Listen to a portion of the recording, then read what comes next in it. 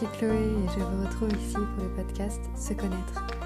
Alors on l'introduit par me connaître pour mieux se connaître, mais c'est avant tout une façon de me présenter comme un podcast de lancement pour apprendre à me connaître, mais je crois pour en fin de compte apprendre à se connaître. Ensemble on peut entendre ça, mais surtout se connaître soi, dans nos régions intérieures, dans notre intimité, dans qui l'on est, intérieurement et au-delà. Merci à vous.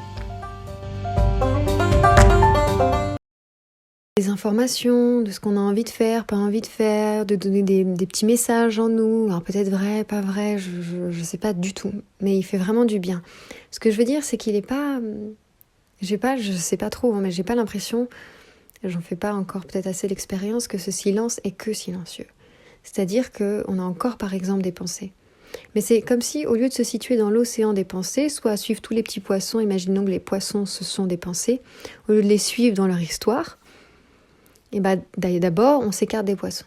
Et à un moment donné, on commence à aller dans une autre eau. Il y a l'eau, il y a tous les poissons, et nous on est encore plus au large, où là il n'y a pas les poissons, on les voit au loin. Et du coup on entend moins en fait le bruit des poissons qui nagent, qui se parlent entre eux, qui mangent, je sais pas, je dis une histoire quoi, mais... Et ce qui fait qu'il y a toujours un petit bruit, si on veut, mais il y a autre chose. On ressent l'eau au contact de notre corps, on ressent ce qu'on ressent dans notre corps, notre cœur, ce qu'on se sent bien, va pas bien, ce qui est contracté, pas contracté, et même peut-être plus. Et en fait, j'imagine qu'il peut vraiment y avoir un silence intérieur de rien, entre guillemets, de pas même plus entendre ses pensées. Mais aujourd'hui, je parlerai peut-être plutôt de celui où on en oublie un peu nos pensées, mais on est là. Et ce silence-là, il se vit comme si on avait un courant à l'intérieur de nous qui jaillit, une vague, quelque chose qui nous propose, qui féconde. Et je ne sais pas si on peut s'appuyer sur toutes ces choses-là pour vivre. Moi, j'aurais envie de dire oui, j'aurais envie de dire...